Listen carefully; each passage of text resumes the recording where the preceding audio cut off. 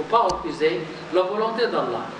Et il faut essayer d'améliorer la situation. Voilà. Il y a Saad ibn Abi Waqqas.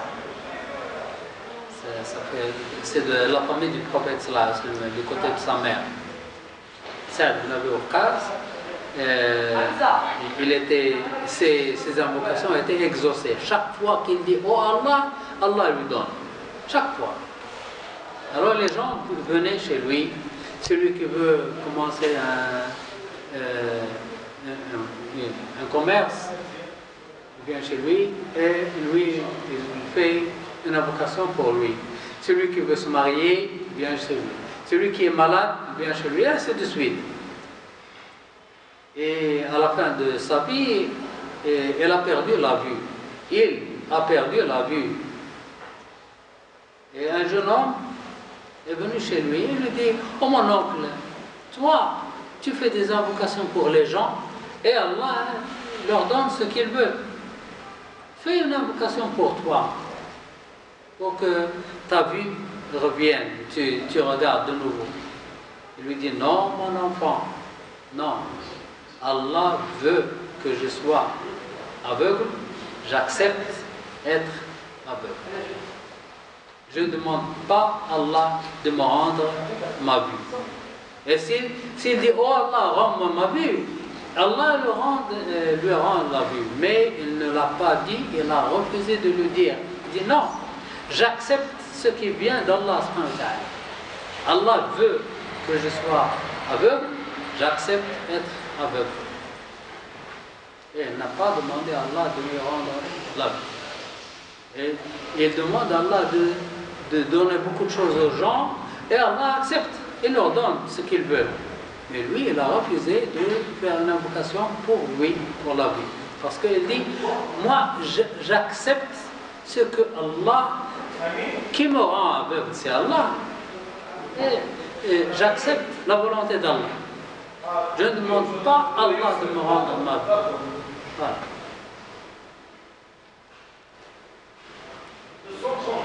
Allah dit, dès lors, quiconque suivra ma guidance ne s'égarera pas et ne sera pas malheureux. Celui qui accepte la volonté d'Allah et celui-ci qui s'oriente vers Allah, il ne sera jamais malheureux. Il ne s'égarera pas, il ne sera jamais malheureux. Mais quiconque se détournera de mon rappel mènera une vie misérable. Alors, quiconque qui s'oriente vers Allah et qui accepte les ordres d'Allah et qui obéit à Allah, il sera heureux. Et quiconque qui s'éloigne d'Allah et refuse d'obéir à Allah, il sera malheureux. Il sera misérable. C'est le règlement d'Allah. Et puis Allah subhanahu wa ta'ala a dit, fuyez auprès d'Allah. Faferru ila Allah, courez vers Allah. Allah c'est le seul, normalement, si on a peur de quelque chose, on s'enfuit de cette chose. Si on a peur d'un lion, on s'enfuit du lion. Si on a peur du feu, on s'enfuit du feu. On s'enfuit du danger. Mais Allah, si on a peur d'Allah, on s'enfuit vers Allah. C'est le seul à qui on s'enfuit, on court vers. Lorsqu'on a peur d'Allah, on court vers Allah, pas d'Allah, pas loin d'Allah, vers Allah. Si on a peur d'Allah, on court vers Allah. Taferru ila Allah. Taferru min Allah. Non. Taferru ila. Vers Allah.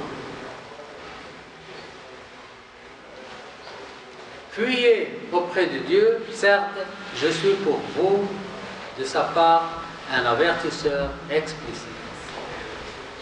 Taferru ila Allah, inni lakum nadhirun mubin.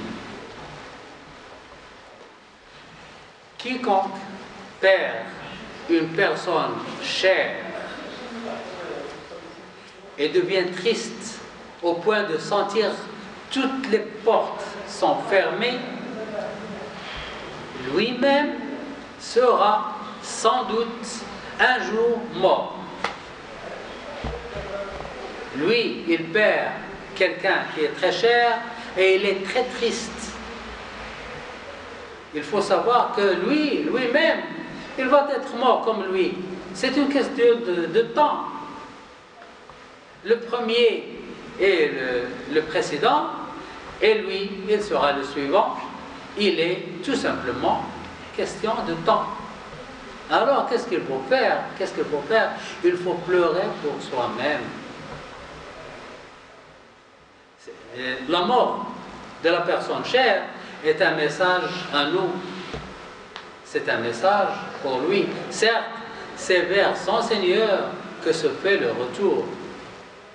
Qu'il se lamente sur son sort et qu'il revoit ce qu'il a devancé et qu'il s'empresse à l'obéissance d'Allah pour vous, qu'il le rencontre tout en étant satisfait de lui. Alors, qui a donné cette personne? C'est Allah. Qui l'a pris? C'est Allah. Imaginez que moi, j'emprunte de l'argent de l'un de vous. J'emprunte de l'argent. Vous m'avez prêté de l'argent. Et un jour, vous venez pour reprendre votre argent. Est-ce que je pleure? Je dis non, je ne vous rends pas votre argent. C'est votre argent. Votre argent, votre machine ou n'importe quoi. Vous me laissez un ordinateur, un appareil, de l'argent, n'importe quoi, et vous venez chercher votre chose. Je dis non, c'est à vous. Je ne pleure pas. Il y a Salama et Abu Salama, ce sont deux compagnons du prophète, ils avaient un enfant. L'enfant était malade. Alors Abu Salama a laissé l'enfant malade et il est allé au travail. Il travaille tout le jour. Le soir, il revient. Alors, pendant le jour, l'enfant est mort. La femme, la mère, a couvert l'enfant. Abu Salama revient le soir. Et elle dit, comment va l'enfant? La femme a dit, alors elle a remarqué que le mari est fatigué, il travaille tout le jour, etc. Et elle ne voulait pas lui